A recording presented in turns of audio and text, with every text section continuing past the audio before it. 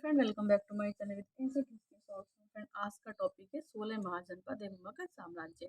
आज के टॉपिक में पढ़ेंगे जो 16 महाजनपद है, किस तरह से उनका विस्तार हो रहा था, कौन कौन से वो शक्तिशाली शासक हुए हैं, क्या यहाँ पे अलग हमें विशेषता दिखाई देती है, कौन कौन सी राजधानियाँ थी और किस तरह से मगध साम्राज्य का उदय होता है, यहाँ पे कौन कौन शक्तिशाली शासक थे।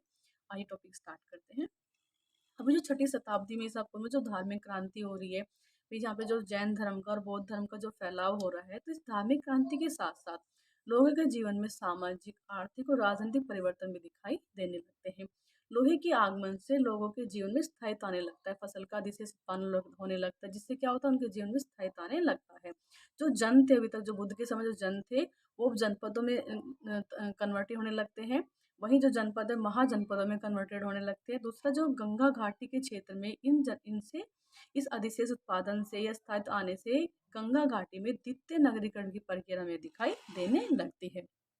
इस समय में क्या क्या हमें विशेष दिखाई देता है, तो इस समय क्या होता है, जो जो मेरे वृद्धभांड है वो उत्तरी और काले चमकीले रंग के दिखाई देते हैं। पंचमार्क सिक्के या आह सिक्के का प्रचलन शुरू हो जाता है। तो ये जो 16 महाजनपद है, हमें इनके बारे में जानकारी कहाँ से मिलती है, पहले स्टार्ट ये देख लेते हैं। हालांकि हम पिछली क्लास में पढ़ चुके हैं। तो जो 16 महाजनपद है, इनके बारे में हमें दो ग्रंथों से पता चलता है। बौद्ध ग्रंथ अगुत्तर निकाय से पता चलता है और जैन ग्रंथ भगवती सूत्र से इन 16 महाजनपदों का उल्लेख मिलता है। कहाँ कहाँ से? बौद्ध ग्रंथ अगुत्तर निकाय, वहीं जैन ग्रंथ हमें भगवती सूत्र से इन 16 महाजनपदों का उल्लेख मिलता है। इन 16 महाजनपदों में जो 14 महाजनपद है, इनमें तो राजतंत्रात्मक शासन प्रणाली थी। वहीं दो थे हमारे शासन, जो दो हमारे महाजनपद है, इनमें गणतंत्रात्मक प्रणाली थी। किस किस में? वज्जी और मल्ल में। तो जो राजतंत्रात्मक प्रणाली होती है, इसमें जो राज्य का अध्यक्ष होता है वो राजा होता है। वहीं जो गणतंत्रात्मक प्रणाली है, इसमें राज्यों का शासन राजा के द्वारा ना होकर गणीय संघ के द्वारा होता है। जिसमें कौन कौन से थे गणतंत्र प्रणाली में हमारे राज्य? वज्जी और मल्ल। राजतंत्रात्मक में क्या होता है? राजा राज्य करता है। वही जो गणतंत्र प्रणाली है, इसमें राजा स्वयं न होकर गणीय संघ के द्वारा शासन किया जाता है। किस किस में था? ये वज्जी और मल्ल में। जो हमारे 16 महाजनपद है, इनमें से जो 10 महाजनपद है, ये तो हमारे गंगा घाटी में स्थित थे। वहीं जो अन्य थे, ये हमारे गंगा घाटी में स्थित नहीं थे। कौन कौन से थे अन्य? हमारे अस्मक, अवंती, गांधार, चेदी एवं मत्स्य। भी क्वेश्चन आया हुआ है, लेकिन इनमें से कौन से गंगा घाटी में स्थित नहीं है, तो कौन कौन से? अस्मक, अवंती, गांधार, चेदी एवं मत्स्य, ये हमारे गंगा घाटी में स्थित नहीं थे। नेक्स्ट देख लेते हैं जो महाजनपद है, उनकी राजधानियां। पहले देख लेते हैं जो यूपी में जो कौन कौन से महाजनपद स्थित थे और उनकी राजधानियां देख लेते हैं। पहला है पांचाल। ये इसकी दो राजधानियां थी। उत्तरी पांचाल की अहिछत्र थी, वहीं दक्षिणी पांचाल की काम्पिल्य थी। उत्तरी की क्या है? अहिछत्र, दक्षिणी की काम्पिल्य। वहीं जो सूरसेन जो राज्य था, इसकी थी मथुरा। चेदी की सोथिवती या फिर सुक्तिवती। वहीं काशी की वाराणसी थी। जो कौशल है, इसकी भी दो राजधानियां थी। उत्तरी कौशल की श्रावस्ती थी, वहीं दक्षिणी कौशल की कुशावती थी। नेक्स्ट जो वत्स है, इसकी जो राजधानी थी वो कौशाम्बी यानी कि प्रयागराज में स्थित थी। और जो मल है, इसकी राजधानी थी पावा और कुशीनगर। वो सभी हमारे यूपी में स्थित थे। अब देख लीजिए बिहार में जो कौन कौन से महाजनपद थे। वज्जी, इसकी राजधानी थी विदेह मिथिला। वहीं अंग की चंपा थी और मगध की गिरिव्रज या राजगिर। नेक्स्ट देख लेते जो अन्य महाजनपद थे, ये कहाँ कहाँ स्थित थे। राजस्थान में कौन सा था? मत्स्य, जिसकी राजधानी थी विराटनगर। वहीं मध्य प्रदेश में था अवंती, इसकी राजधानी भी दो है, उत्तरी की उज्जैन है, दक्षिणी की महिष्मती है। वहीं आंध्र प्रदेश में स्थित था अस्मक, जिसकी राजधानी थी पोर्टन या फिर पोर्टली।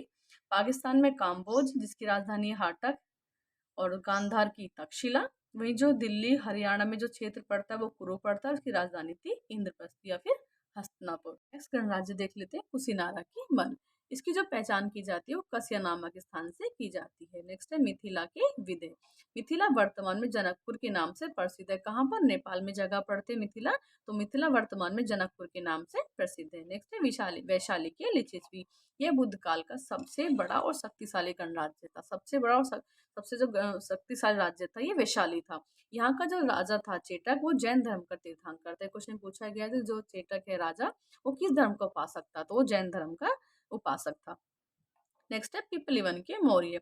पिपलीवन के क्षेत्र की जो पहचान की जाती है वो गोरखपुर जिले में स्थित कुसुमी के निकट राजधानी नामक ग्राम से की जाती है। आइए अब देख लेते हैं किस प्रकार मगध जो साम्राज्य है उसका कैसे उत्कर्ष हो रहा है, कौन यहाँ पर शक्तिशाली शासक है, कौन इनका संस्थापक है। तो जो मगध साम्राज्य है, इसका जो संस्थापक था, प्राचीन जो संस्थापक है वो वृहद्रथ था।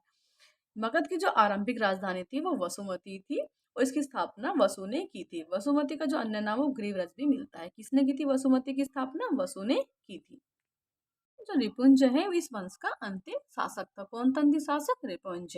नेक्स्ट देख लेते हैं हेरक वंश के बारे में। जो हेरक वंश है इसे पितृहंता वंश भी कहा जाता है। क्या कहा जाता है? पितृहंता वंश। सर्वप्रथम हम इसमें बिंबिसार के बारे में पढ़ेंगे। जब बिंबिसार है वो भट्ट का पुत्र है। किसका पुत्र है? भट्ट का पुत्र।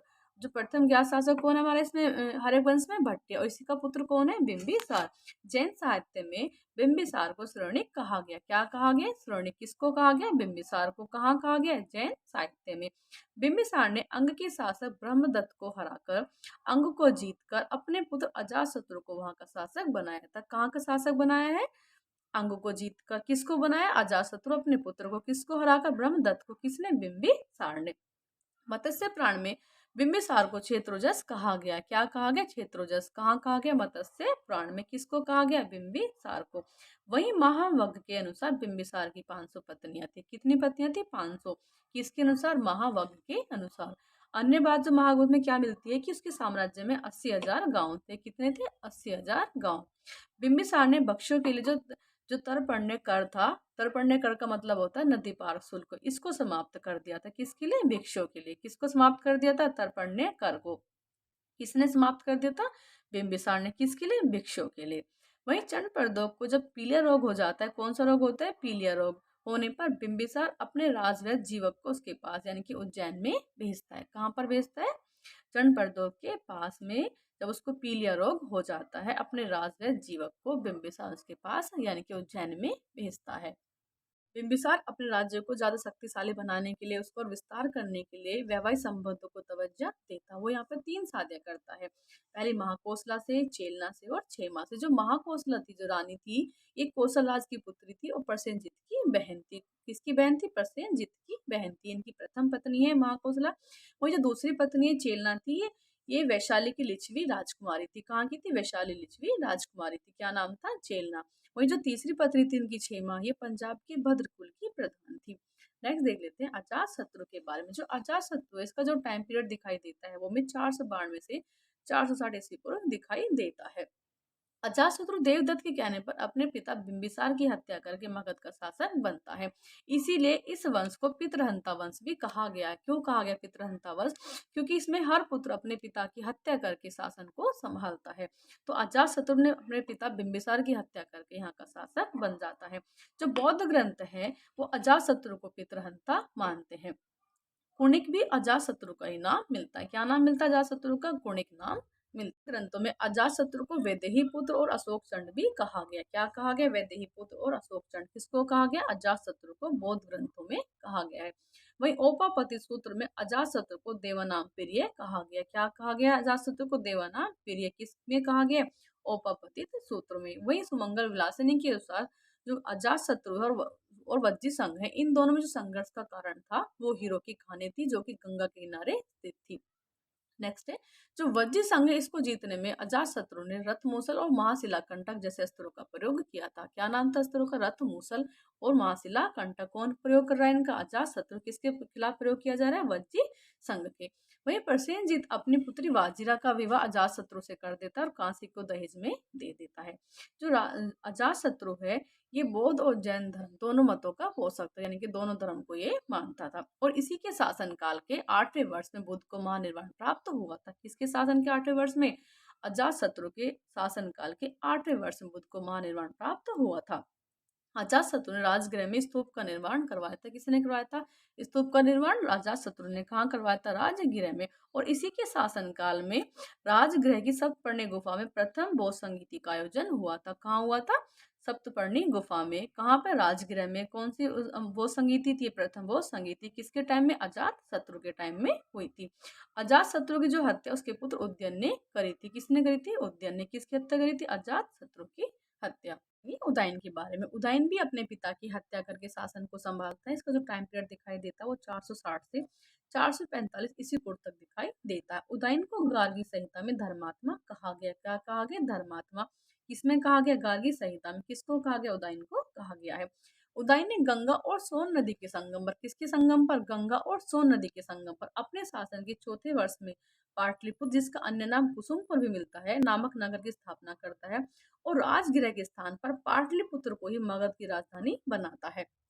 यानी कि जो उदयन है ये गंगा और सोन नदी के संगम पर एक नगर है पाटलिपुत्र की स्थापना करता है और इसी को मगध की राजधानी बनाता है। जो उदयन है ये जैन धर्म का पोषक था, यानी कि जैन धर्म का मानने वाला था। उदयन के बाद जो उसके तीन पुत्र होते हैं, अनिरुद्ध, मुंडक और नागदशक, ये क्रमवार शासन करते हैं। पुराणों में अथवा कथा कोश में नागदशक का नाम दर्शक मिलता है। क्या नाम मिलता है? दर्शक। किसका? नागदशक का। किसके अनुसार? प्रणव अथवा कथा कोश के अनुसार। थैंक्स फ्रेंड, मिलते हैं नेक्स्ट क्लास में।